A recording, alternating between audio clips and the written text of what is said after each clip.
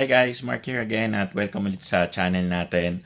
Today may share ako sa inyong product na gamit, especially kami na ngayon na mahilig ng mag-camping.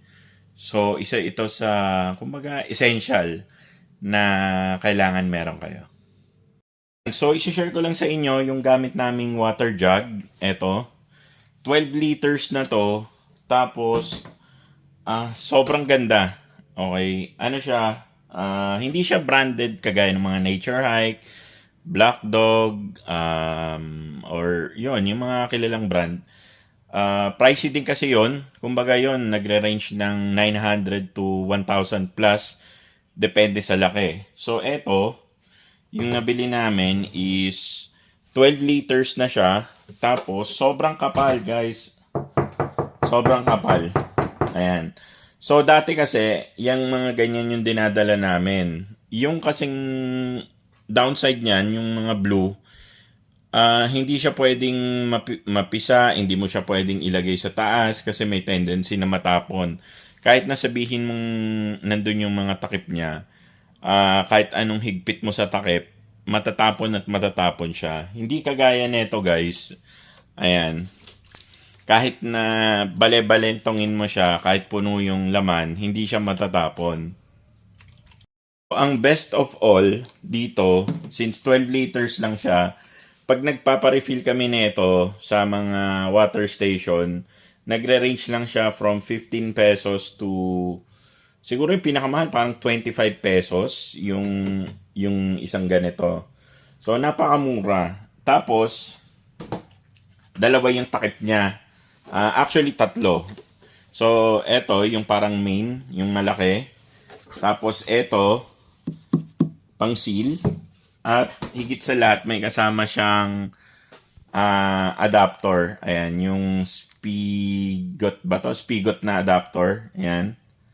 So, pagka gagamitin nyo na siya sa camping or sa outing, ganyan, pwede nyo nang ilagay to parang gripo na siya.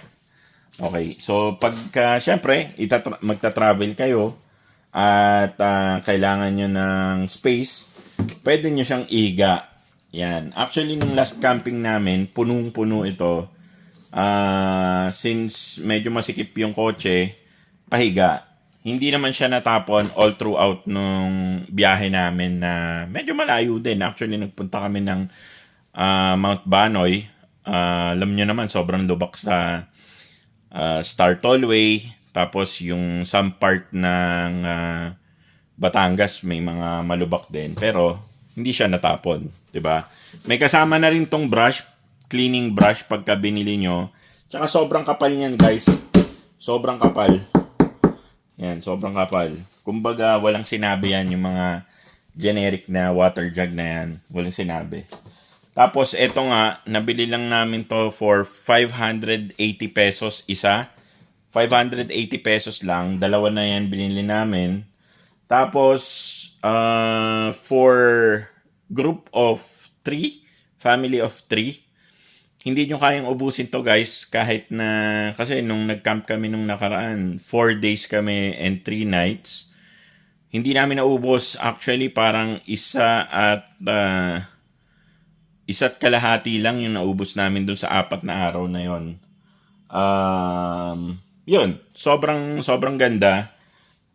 Especially yun nga, kung kailangan nyo ng space or takot kayo ng matapunan yung kotse nyo ng tubig, eto ang pinaka-okay.